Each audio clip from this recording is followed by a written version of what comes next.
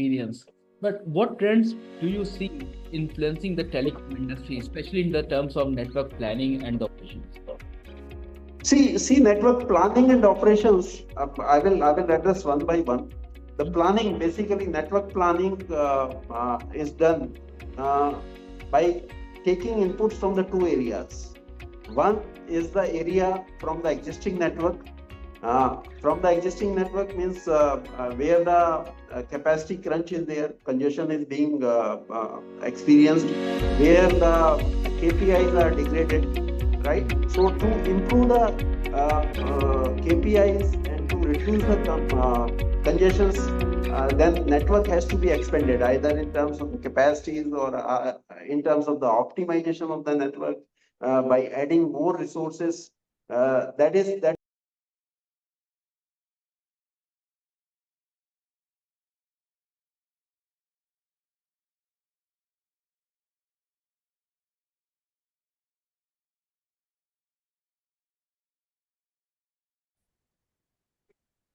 Welcome to Value Seller Talks with Deepak Bajaj, where we engage with the leaders and innovators who are shaping the future of industry through their expertise and vision. Our guest for today is Rakesh Goel, in the expert with career spanning over 4 decades in the telecommunication and network management. From spearheading network planning and operations at Tier 1 operator in Africa to leading large-scale telecom projects across multiple geographies, Rakesh has been at the forefront of some of the most transformative advancements in the industry. He holds an MTech in embedded system, an MBA in marketing, and has honed his expertise in network operations, energy saving initiatives, which is very crucial at this moment, and the development of business strategies. Beyond his professional accomplishment, Rakesh is also an enthusiast of astrology and Vastu sciences, leveraging his knowledge to help others for more than 15 years. Today, we will delve into his experiences, industry insights, and his perspective on the future of telecommunication industry and beyond. Welcome, Rakesh, to the show. Thank you, Deepak. So, Rakesh, the list of your achievement is vast and unmatchable. But we would love to know you as a person first. Yeah, yeah. Thank you, Deepak, for having this conversation. I'm uh, uh, I'm in the industry for last 40 years. Started my career in 1985 from a very grassroots level as a technical assistant in one of the public sector company, which was Gujarat-based company, Gujarat Communications and Electronics Limited. And then just worked for 7 years and moved to the private sector in 1992. And since then, I have been working across all the telecom companies. Uh, Actually, the mobile network started in 1995. I was the first person to join that company in the Bharti Cellular Limited in Delhi. And I was one of the among very few people in India who made the first mobile to mobile call during testing. So that was a big achievement. And since then, the journey was continuously evolving and experience was enormous. Means whole journey was very exciting and challenging as well as very much, very much interesting to know. I have worked in Airtel for 7 years.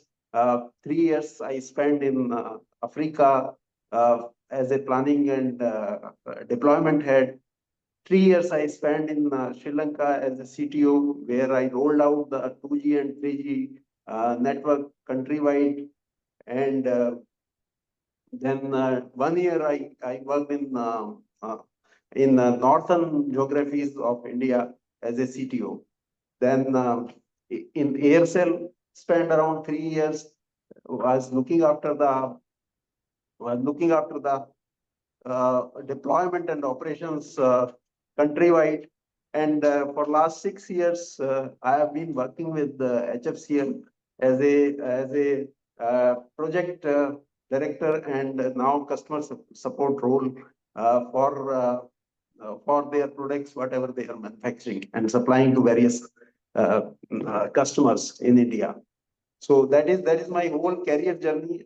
And qualification wise, I started with diploma, did BTech, and then MBA from IGNOU, and then MTech from BITS Pilani.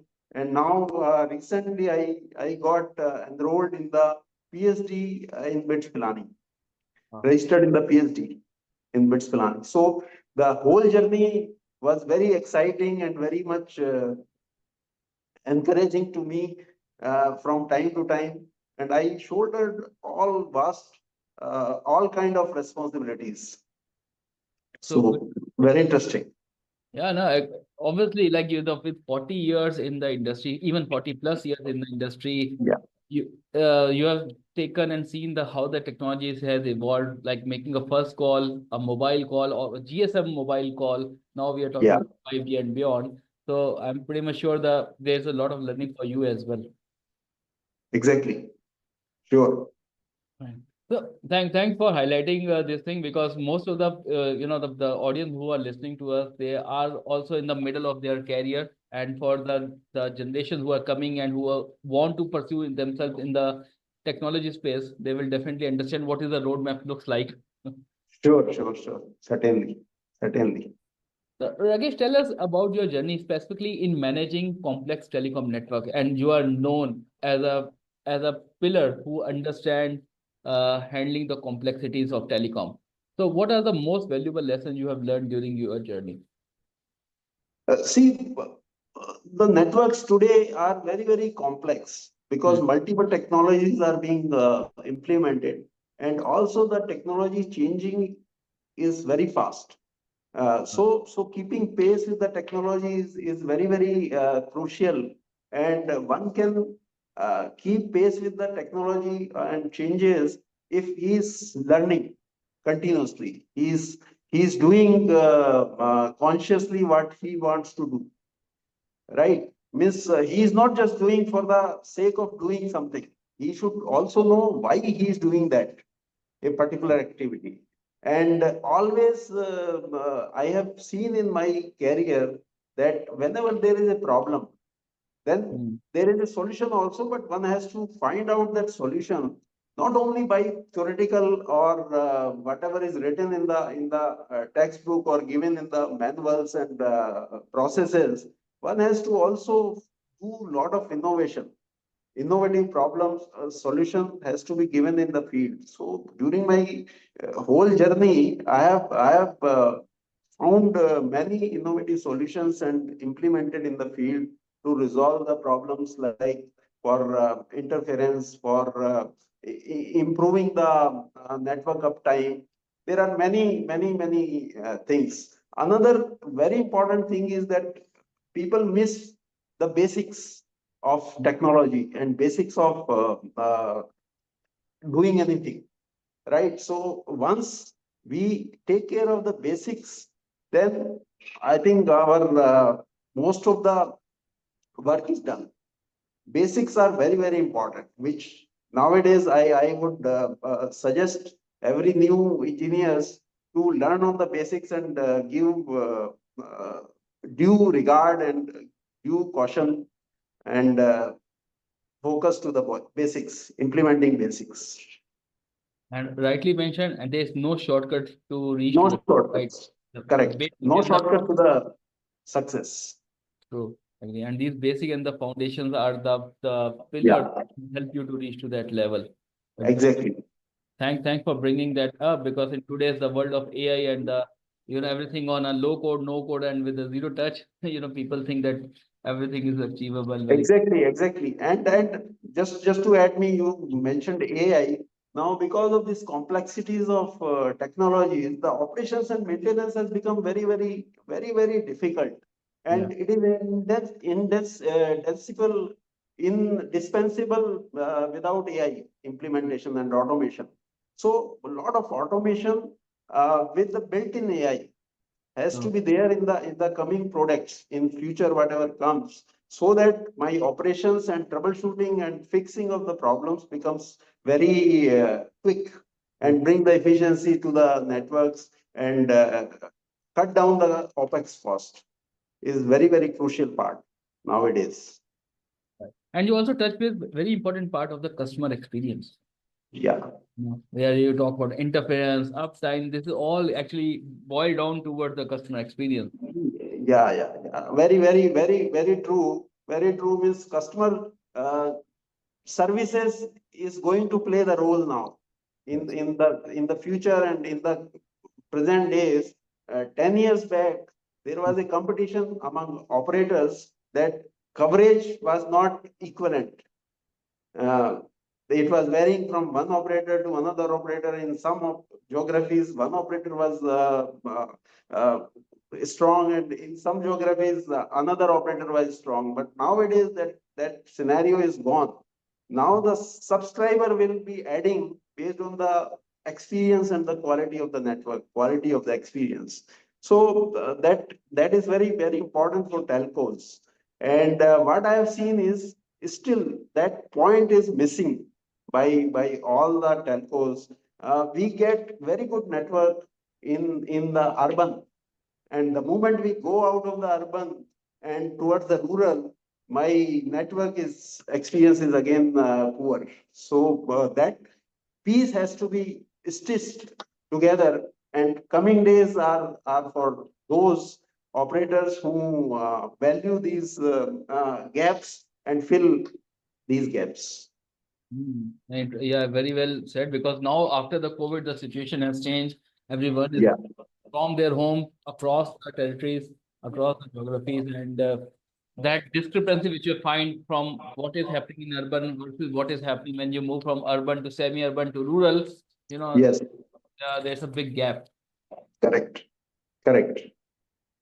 Now, again, we know that you have a extensive global experience, but what trends do you see influencing the telecom industry, especially in the terms of network planning and operations? See, network planning and operations. I will address one by one. The planning, basically, network planning is done by taking inputs from the two areas. One is the area from the existing network. From the existing network means where the capacity crunch is there, congestion is being experienced, where the KPIs are degraded, right? So to improve the KPIs and to reduce the congestions, then network has to be expanded either in terms of the capacities or in terms of the optimization of the network by adding more resources. That is one input.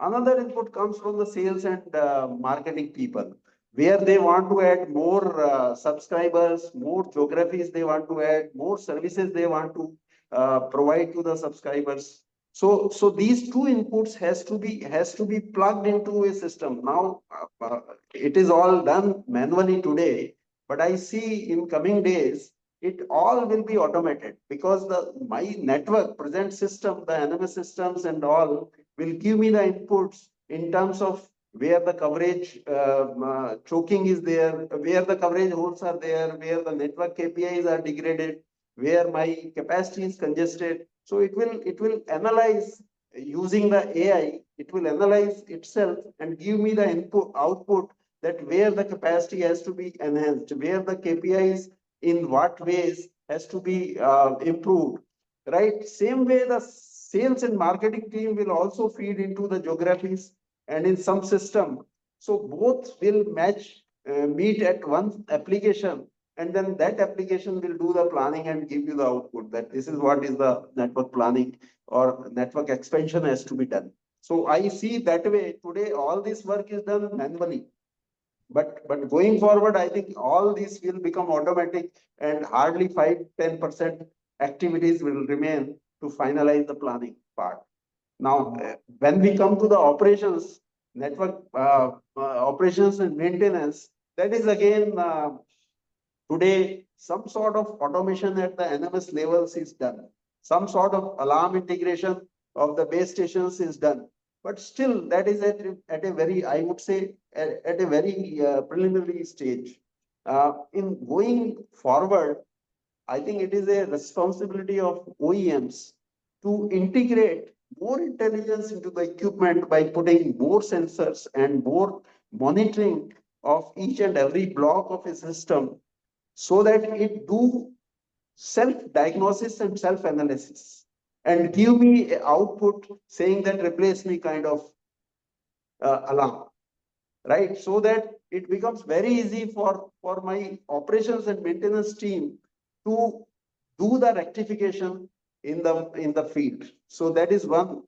Another thing is that by AI, introducing AI and putting more intelligence in terms of flow charts, because for troubleshooting each and every fault, there is a flow chart that how do we proceed, and that can be built in into my AI system and applications, and that can give me well in advance and predictive analysis and the output that in this area, this particular equipment is going to fail, so that preventive maintenance can be done to protect the future failures. So that is how I see in the future operations and maintenance will be automated and more efficient and more beneficial. It will reduce the OPEX cost because there is a lot of pressure on the operators to bring the OPEX down of the network, because 30% is of the whole organization cost, is the 30% goes to the OPEX of network. So that is how I see in future. You very well reminded me of important term nowadays, which is called programmable networks. Yeah. So the based on the current trend going on, based on the experience, based on the challenges which the network is facing, or the dynamic on the air, we call it as the RF, right? So everything will get changed, and this is how the network itself program themselves to give you the best quality of the service which you have paid for. Correct. Correct. And I think we as a from a right now from an Indian perspective, we are in that phase, and we are adopting a lot of things as we speak. True. True. Yes. Today energy is becoming a hot topic, right? It's a Yes. topic always. When I say energy, I don't call only energy as a one parameter. I call energy along with the environment sustainability. So, Yes. and you have been pioneer in energy saving initiatives, which is always your focus area. So, what measures the industry can take to reduce its environmental carbon footprint? See, it is in a very interesting area actually, a very interesting telecom. Why it is interesting for telecom? Because telecom is the biggest guzzler of fuel consumption or fuel consumption, and by that it is adding a lot of carbon or pollution to the environment. So to control that, telecom operators and telecom industry is taking a lot of initiatives, and they are converting their sites into the solar and using green technologies, so that carbon footprints can be reduced. But still, there are a lot of things needs to be done. See, what they can do is they and this not only telecom operators, this is the responsibility of equipment manufacturers also, so that because telecom operators select the equipment whatever is available in the market, right? So what is needed is, one is telecom devices should be manufactured or should be designed in such a way so that they are energy efficient, they consume less energies and give me the same performance. Second is recyclable material should be used so that it doesn't pollute the environment when its life is over. Then third is Nokia has come up with a recent innovation, that liquid based cooling of the systems, right? So that can reduce even the 30% of the power consumption in which is today consumed by the air conditioners cooling their devices. So liquid cooling also can be used. Then the solar or any other green energy solutions must be deployed at more and more sites. Today, the deployment is very less, is hardly 5 to 10% of the site, not even 10% of the sites are green powered. So that these are the couple of activities or actions telcos must take, and OEMs should also support in achieving that. Right, right, right. And also one point regarding the data centers, because all these data will be residing at the data center, and with the Exactly. of this edge data centers. Exactly. So this liquid cooling technology will really turn around the power consumption scenarios in data centers, because there it is very crucial. Keeping the temperature low of the uh, environment and rooms and devices is very crucial. Right. So how you, because you are working very closely with all these OEMs, operators, manufacturing hubs. So what is the adoption rate? Now the people are movingly aggressively, or they're just waiting? No. It is very slow pace, because it is capex consumption required. Lot of capex investment is required to convert these things into the green energy. So the adoption is there, but progress is very slow, I would say. When the So mind lot. ROI Yeah. comes, and the adoption generally takes a hit back. Yes. Yes. Hmm. Right. But it's very important for us and the audience which is listening to us, that they should actually go for such type of renewable resources, fossil. Exactly. Exactly. Renewable resources, only the solar they are using at the site. Now, in addition to solar, I would say that wind energy can also be used, but present wind solutions are very huge. So the wind energy designers should design a low cost and low small size of wind solutions, so that can be utilized or installed at a base station sites. So because solar energy is limited during the day, and that is on the sunny days. So the limitation is there to utilize, because telecom site require 24/7 energy. Either they use from the diesel, or they use from the solar power or batteries. So somewhere they have to get the energy. So Okay. if the wind is also there, which is available 24/7, so then it can substitute very well. Right, right, right. And similarly, like the areas which are near to the coastal part or the coastal part of the country, Exactly. water can be another great source of providing electricity. Yes.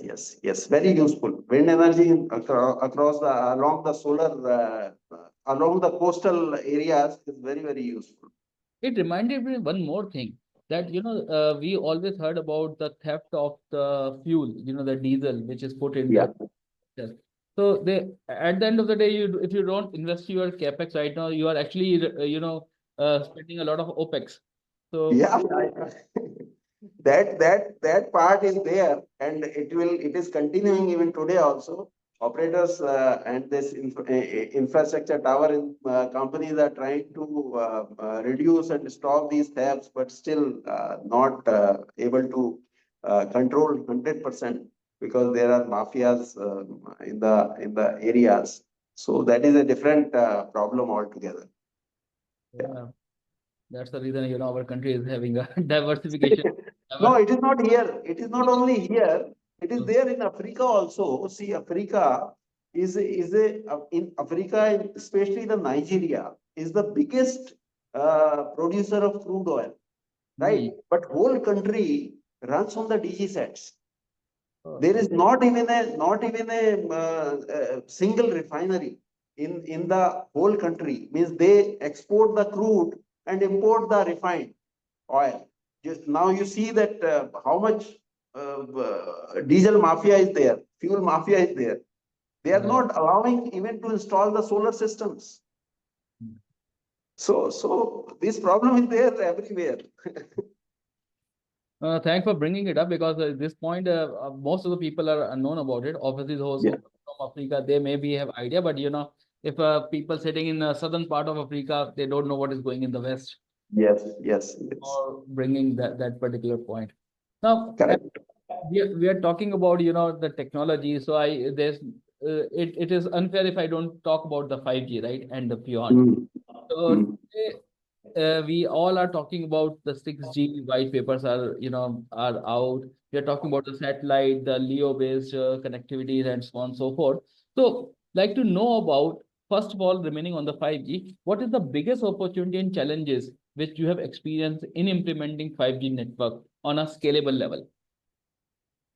Yeah, yeah, it's a very, very good question. Very good question. See, before 5G rollout 2 years back, 4G network was running very fine, Hmm. right? And for normal user, you and me, are not getting any difference whether it is 5G network or 4G network. We are getting the same speed. My video was getting streamed at the same way it was doing in the 4G or now in the 5G network. Now, what are the biggest use cases for 5G were the IoTs. Actually, it was supposed to be that uh, connected Yes. cars will be vehicle will be connected. My mission critical applications will be used like online surgeries and all can be done. Then smart cities will be integrated using the 5G technology. Basic application was the IoT or the industry IoT, Internet of Things. So that more than the people, the devices were supposed to be connected through the 5G network, which has not yet happened. Actually, in not only in India, across the globe, those expectations are not yet met. Uh, Hmm. Telcos have done the investment, huge investment has gone into 5G technology rollout, but they are not able to monetize it yet, which is very means pity. Now, why they are not doing it? Number one is lot of people are not aware. The users are not aware. That second is the cost is very high. Implementing that IoT system and monitoring and integrating a factory, manufacturing factory, or connecting cars is a huge cost Hmm. logistically as well as otherwise also is a huge cost. Other application was the deploying the private enterprise 5G networks, dedicated 5G networks. So lot of industries are there who wants to do it, but they are unable to do because the cost is very high. Why cost is very high? One is the spectrum cost. Operators have paid a hefty amount to the government to acquire that spectrum. Another is the technology equipment cost and deployment cost. So it is not becoming feasible for them to roll out. So that is the biggest challenge over a period of time when this cost will reduce and people will come forward and industry will come forward and it will be utilized.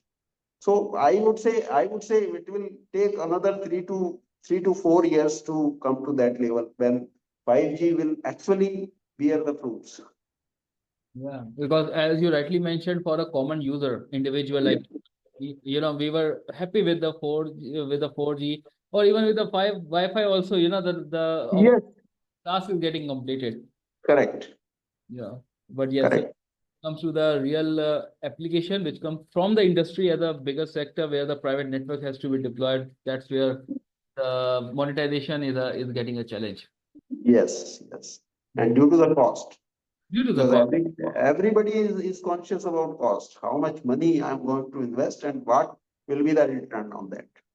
Yeah, and also the adaptability also I should say because the industries which are working with their own small IT hub, for them moving from a copper wire to the lease line Yes, now yes, immediately to the yes, wire. yes. It will take time. It will take some time Yeah, for people to adopt. Definitely. And what about the perspective, your perspective on 6G and the satellite communication? See, satellite communication, 6G will give you, I think 10 times more capacities, more speed than the 5G. What? Even more than 10 times. Even the latency we are talking about 1 millisecond latency in the 6G. And satellite communication, satellite connectivity will be very much required and very much beneficial to connect the rural areas and remote rural areas. Even remotest places can be connected through satellites, which is missing today.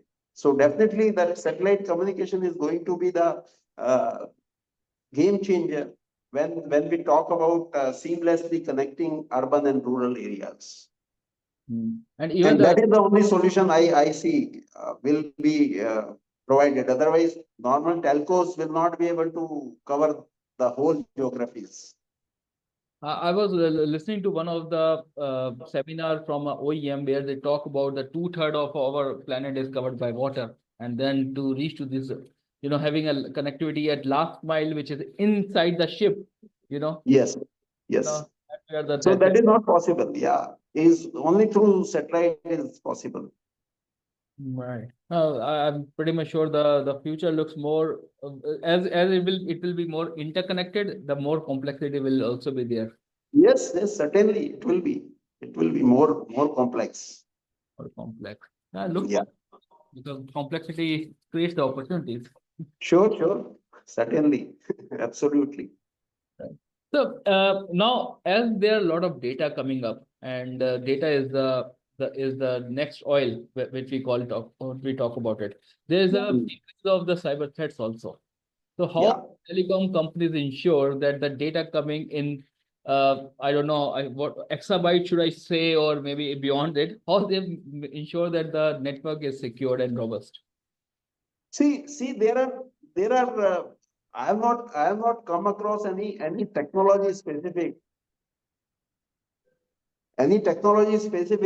for this area, but couple of the activities which operators are taking care and will continue as to take care. Are number one is that privilege access management (PAM) is very crucial for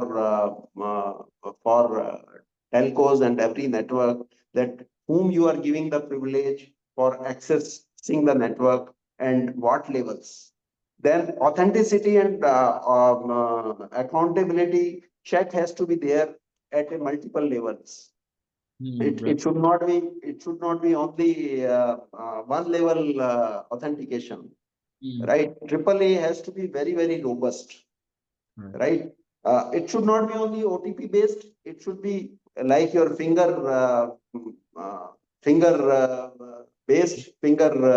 print based, or your eye retina scan based. So more and more valuation of what should I say, validation has to be built in into the network operations to ensure that network is secured and there is no uh, infringement into the network by Right. any unknown person.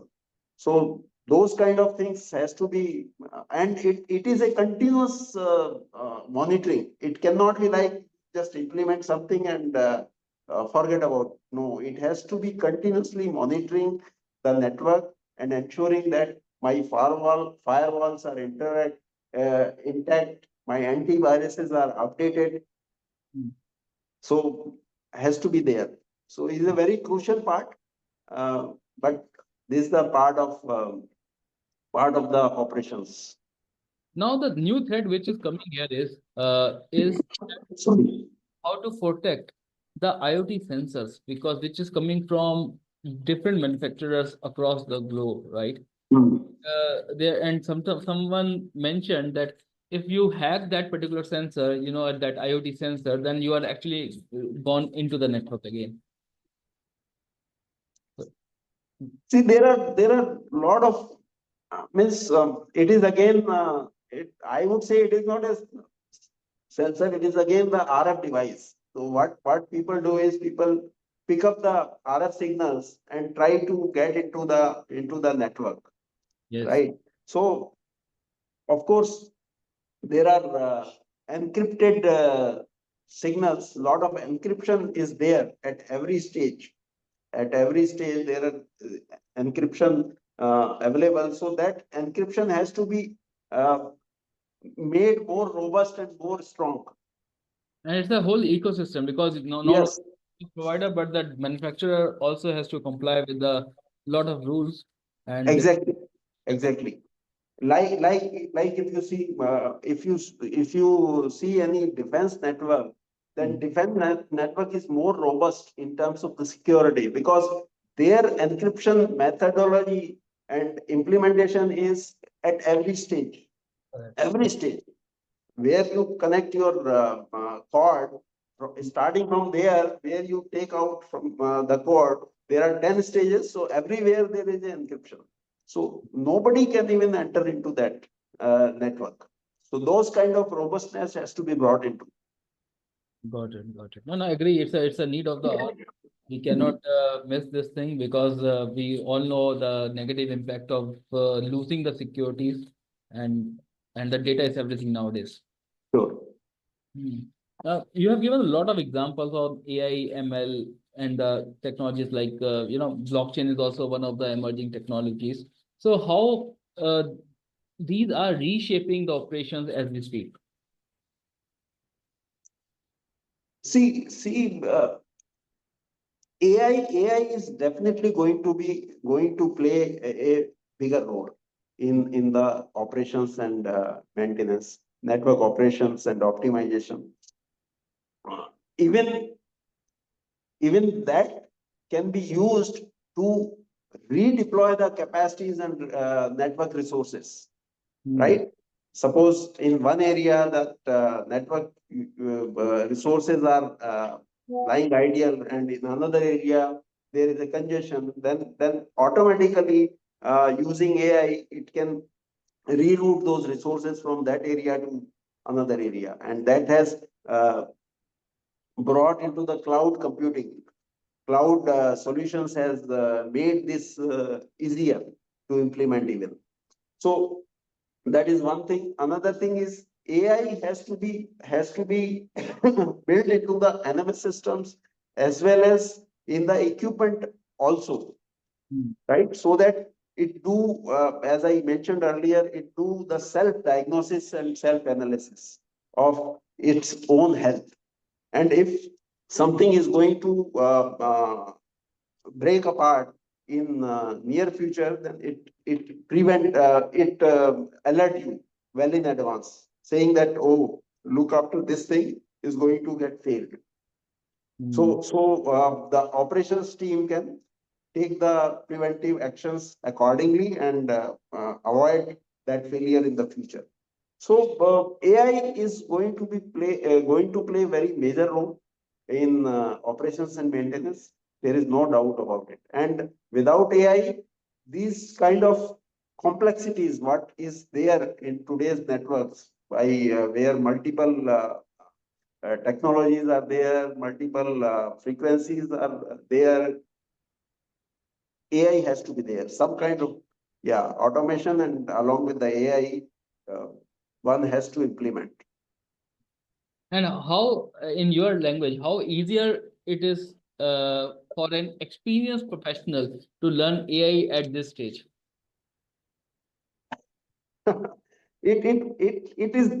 I have not actually, frankly speaking, I have not tried to learn AI, Hmm. but with my experience, what I see is, I if I know how to diagnose a fault, right, Hmm. then a program can be written very easily. It is a matter of you you write the steps, or convert your knowledge into the flow diagram and give it to the That's a coder. person. He will code that into the automation system and AI. AI basically it learns automatically from the events. It doesn't happen today. I have to implement the AI in my system. and it keeps on taking the data from my NMS systems and various systems and keep learning by itself. So AI does that, and based on that learning, it starts implementing that learning into the future operations. So if we can convert our knowledge into those kind of flow charts and things, then it becomes very easy for any engineer or software engineer to convert into the module using AI to make your operations easy. And it's a perfect harmony between the knowledge which you have gained, the experience you have gained, the shooting techniques which you have learned over the years, converted into that program which is scalable, right? Yes, exactly. That is very much required actually. See, most of the time, what happens is the people who are actually developing and designing those systems sitting in the lab somewhere in the design labs, they most of the time they don't have even the idea what is happening in the field. So it is very important that field people should get involved with those Develop. people and design these whole systems. Perfect. So It's that is very important, which is somehow I think is missing still. That the thing is missing. gap is huge, right? The gap is huge. Yeah. Takes a lot of efforts to get it filled. Uh, Yes. and pretty much sure, like once that gap is getting a little bit narrower, then new technology comes into, and then Yeah. it's a That is continuous. true. Yes, exactly. You are expert, and you are a leader in the capex optimization. So Hmm. share some strategies with us that how the organization can adopt to balance their cost efficiency. Hmm. Yeah. It's very good. See, capex optimization again, as I said in my previous earlier also, this capex optimization can be done in a existing network by doing some kind of automation, Hmm. right? Uh, uh, because nowadays we have moved from site-based to the cloud-based systems, and most of the resources are lying in a cloud at data centers or somewhere.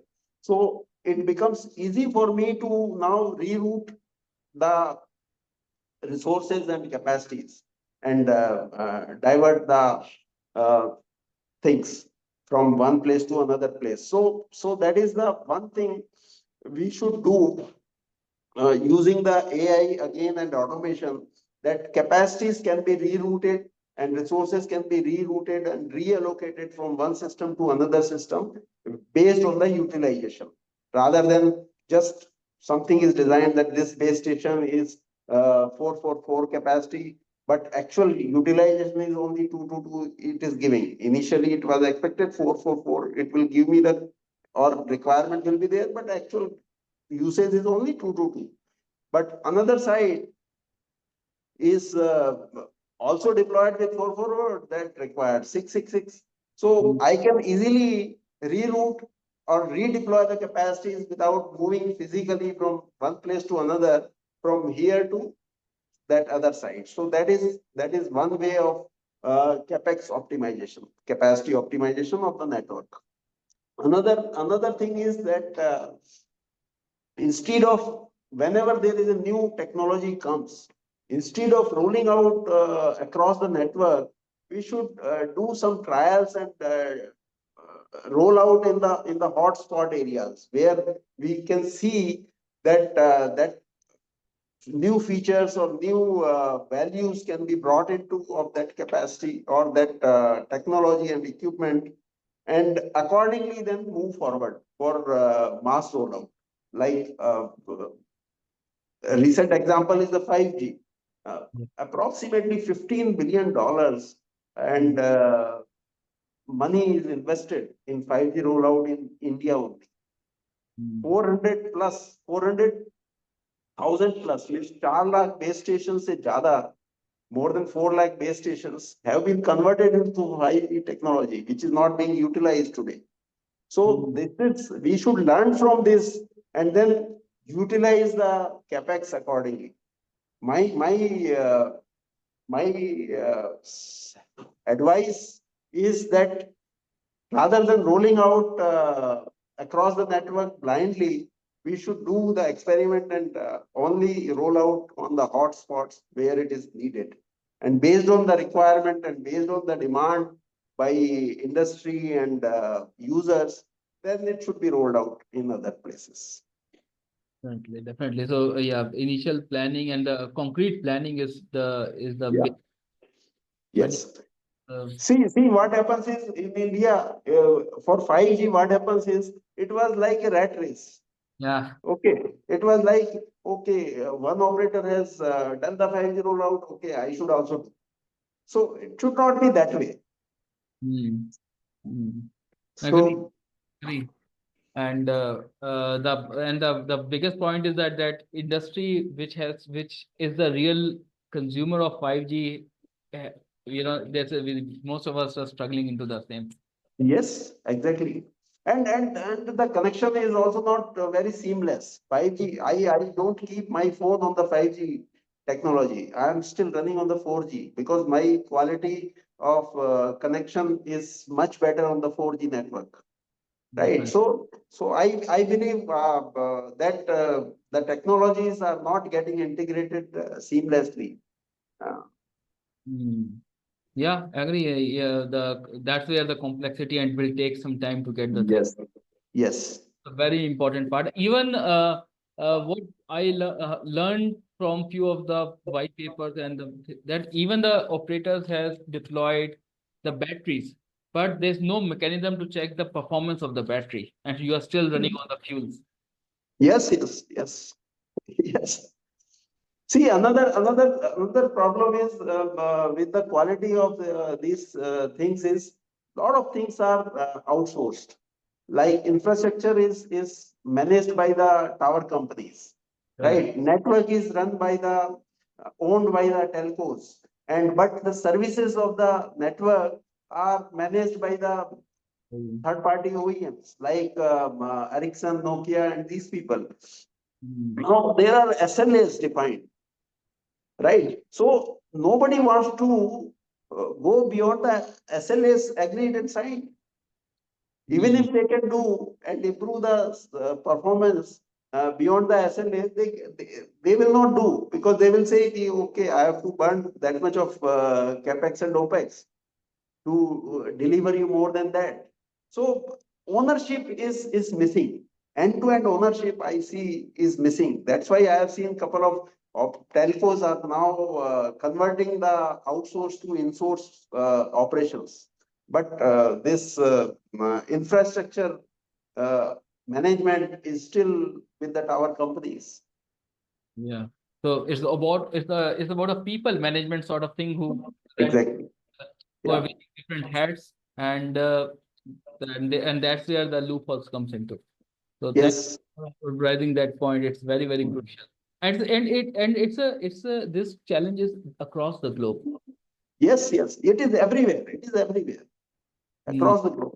Of course, India started the first managed services in 2003 through 2004 time. That was the first time that one network operations was outsourced, right? Correct. And then it has changed the Mm. complete operations game throughout the world. But it is now again coming back. Frank, thanks for highlighting this one. This is very, very crucial. And I think that will, as it's the start of the new year, maybe a lot of operators are thinking or rethinking how to use these type of strategies which they can optimize and bring the best performance out of their Correct. has been deployed so far. So Correct. I would like to take a focus on the leadership, right? Hmm. So, as a leader, what qualities do you believe are essential for guiding the teams? And especially focus on the young leaders. Feels is very, very good and very important thing actually. Uh, quality of work is actually missing nowadays. People are doing a lot of hard work, but quality and smart work is missing. Basically, I would say. Then second is that customer centricity is also not there. Um, uh, Especially with these telcos, of course, they have there are self service portals they have uh, developed and offered to all the customers, but that human touch is missing. When a customer about some issue, there is nobody to answer, right? It is system generated responses which you get. It is you don't know whether your problem is solved or not. And of course, there are systems within the telcos. They are checking how many complaints uh, were logged into and how many were resolved in what time frame and all. But still, that customer centricity is missing, I would say. Customer focus is not there. So that has to be brought into, that quality has to be there, and more automation along with AI has to be implemented into the systems. And another thing I would like to say to especially to the young engineers, that they should know why they are doing whatever activities they are doing, they should know why they are doing. Then only they will learn. Right. So is very crucial. Continuous training is also very crucial part, right?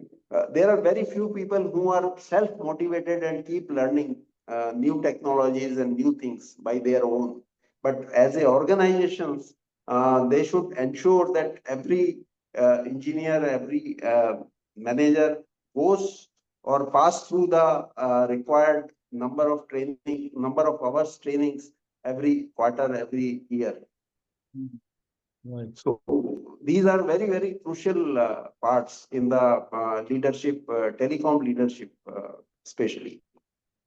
Yeah, human centricity, emotions, Yes. empathy, Yeah. it's plays important role. Missing. And Missing. obviously, no one likes to talk with a or the A or even nowadays the AI bot also. You know, Yes. Yeah. you cannot replace everything with the robots or the AIs of the world. No, So no, not at all. so the young leaders, yeah, it's a very important because more you talk with the team, because I always believe that more you share, more you will learn also. So it's not a Yeah. harm, it's just a matter you get the opportunity to become a leader, but it's your responsibility to sustain it. Yes. Mhm. Yes. There's a big gap, as you always, you mentioned also in the previous discussions, that there's a gap between a urban and a rural connectivity, right? Yeah. And Yeah. focus here is to how to enhance the rural connectivity. And by the way, which could be a cash cow for the operators. So we would like to know from your experience that what innovative approaches should the operators follow to reduce this gap? See, focus again. I would say it is a focus of telcos, because most of the users are concentrated in the urbans, so they concentrate on the urban areas to ensure that there is enough capacity available, there is a good coverage available, there is a good quality of services provided. But as you go out of the town and urban area limits to the rural, then number of subscriber reduces. It is a win-win situation, or I would say uh, it is based on the ROI. Today, how the telcos are deploying and operating the network is based on the ROI, because they see how much I invest, how much we get the return from there. So first thing is that they should see that there is a seamless connectivity and good quality of services available, not only in urban, in the rural also, at least on the highways and railways. Right. If not everywhere, at least highways and railways should be connected very seamlessly and with a good similar quality of services. That one focus is required. Another is, as I mentioned earlier, that remote place cannot be connected by the land lines or fiber optics or even the microwave radios, and satellite is the only solution which is now coming up. In the next couple of years, it will become a reality that each and every uh, geography or spot on the earth is connected and available for surfing on the mobile, right? So that is the only solution I see is possible uh, to provide connectivity or connect the rurals with the urban seamlessly. Of And course, the quality and speed will be much lesser with the satellite connectivity, but still it will be connected. Something is better than nothing. I remember most of the operators are in the mission of connecting the unconnected, Unconnected, yes. the slogan. Yes. And for them also, there's one more initiative from the government and the regulators also. So they Yes. don't, fine you or punish you if you are not giving that quality of service. For them, Yes, yes. approach is to give that the first. Yes. Yes. This initiative government has taken actually long back. Even for last couple of not couple of years, more than a decade, they have already identified remotest areas to be covered under the USO scheme, where they give some kind of subsidies also, and a lot of schemes are there to connect those areas. But still, The long way to go. yeah, there is a reluctance in Definitely. connecting because there is an investment Yeah, and return is not there as per the investment. So that is the problem. mm, mm. Now, for other than professional, you are, doing a lot of activities, and your passion is in the Vastu and the astrology. So, Yeah, how it has influenced you as a person, and also your leadership and decision making skills. yeah, yeah. See, astrology and Vastu, I do as a hobby. Mm, It is my hobby to keep studying and doing. See, it is many people don't believe that Vastu and astrology are something of some science, right? But I can certainly say that these are pure sciences based on astronomy and based on the facts, right? Uh, on astrology, you see that moon is one of the planet. I just give you the perspective. Moon is one of the planet, and on the full moon day and new moon day, you can see there are high and low tides in the ocean, right? This is scientifically proven. Everybody accepts this. There is no debate on this. That now 70% water mm, element is there in our body, human body. Now think if a moon's motion and condition when it is full moon or new moon can affect ocean, will not it affect human body where 70% water correct. is there in the body? That is number one. Number two, women's females menstrual cycle is of 27 days. Moon's complete round of zodiac is also 27 days,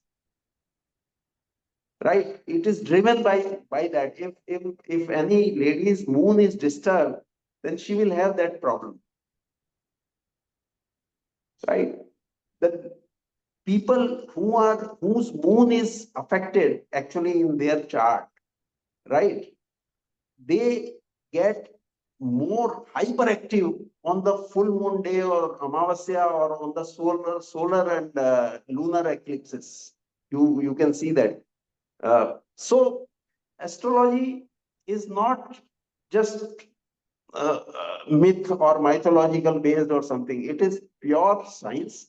It is pure influence by the planets and all. See, another thing I give you one more perspective.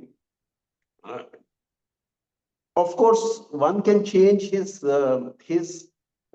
destiny or his action by his actions, his condition, right? Nothing happens without doing any work. If I don't do any work, I will not achieve anything. But there is some potential. I have some potential to achieve, say, X level, right? If I don't know my potential that I can achieve or reach to that level, I will not even try, Right. right? So those kind of things are there, and astrology can very well guide you when are your good days and when are your bad days. Today you have to fight, you have to keep yourself cool so that you don't fight with anybody. So that is the thing. Another thing you would have seen many people, they study engineering, but actually they do some other work which is not related at all with the engineering. So if they were guided during that studies that you should adopt in this line, particular line, they would not have wasted time in studying engineering, Oh, right? oh, So it can provide you the guide very well to live a life. mm, Basically, astrology, I would say, it tells you the method how to live a life, happy life, right? And Vastu is nothing but the balancing the five elements, basically, earth, water, fire, and ether. All five elements can be balanced by the Vastu. Vastu is nothing more than that. So if any element is not aligned or have more quantity in another area, suppose water you keep in the fire area, so then what will happen? Nothing. Means where the fire is required, you don't have fire. Where you need the water, you don't have the water. So there will be unbalancing. So and it that is nothing but balancing the life. So I keep guiding people. I keep uh, suggesting them how to live life, how to move forward. There are ups and downs in everybody's life.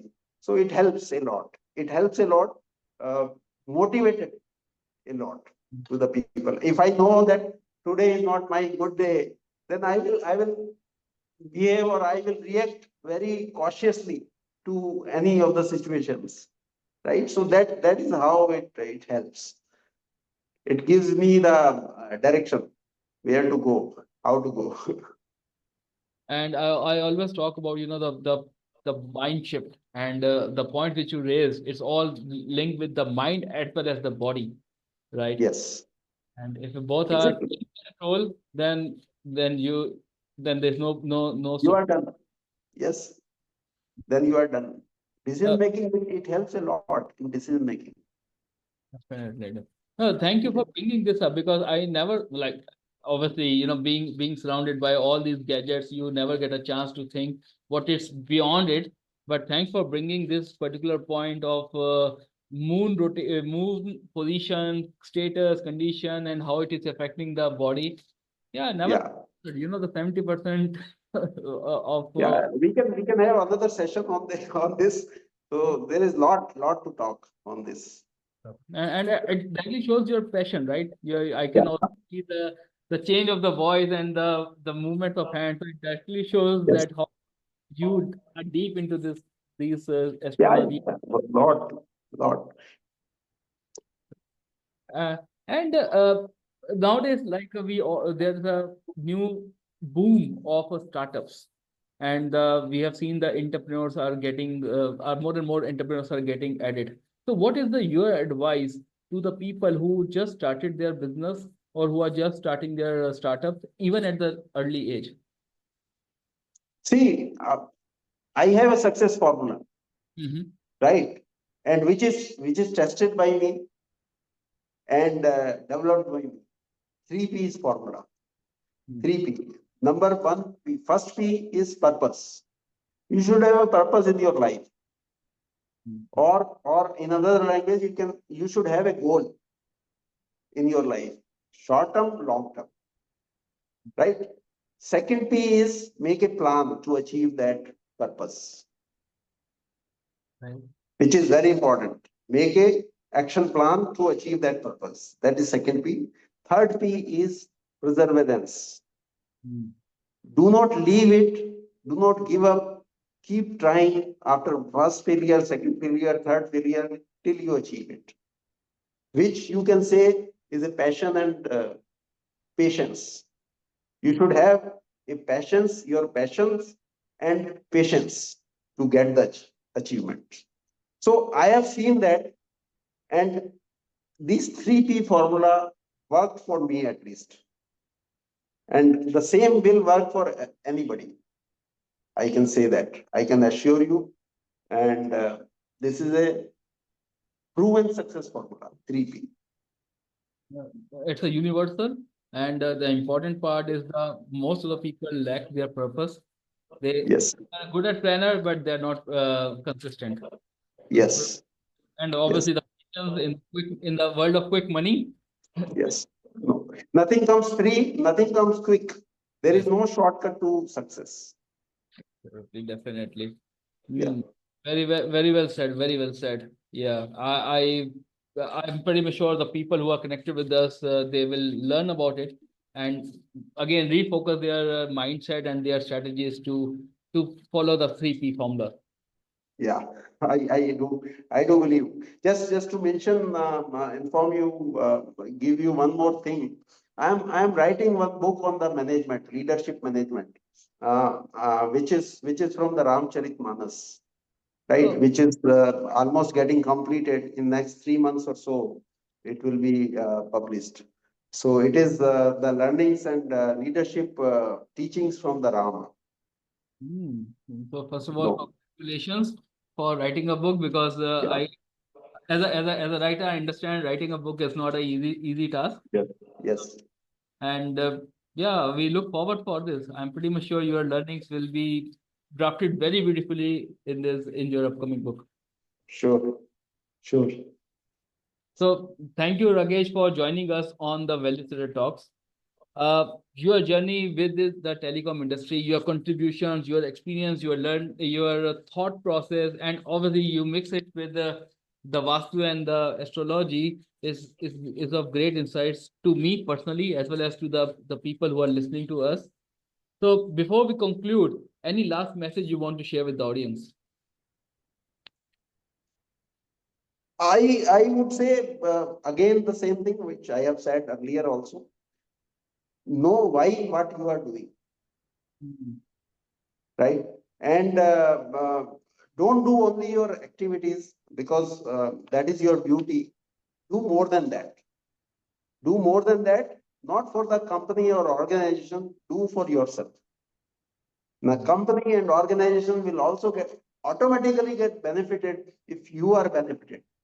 So my humble request and suggestion to everybody, especially to the young engineers and people, entrepreneurs, that have a passion and have a faith in yourself and do uh, with full faith and full enthusiasm, and And, success will come to you certainly. and also remain accountable because Remain accountable. Yes, yeah. No, thank take you. responsibility. Thank you Yeah. so much. And this is a very well message which you have said. I'm pretty sure people will get benefit out of it. So thank you, Rakesh, once again. So until next time, this is Deepak Bajaj signing off. Thanks a lot, Deepak, for having this conversation. It is really inspiring and insightful. Uh, Thanks a lot. See you Pleasure. again. Bye.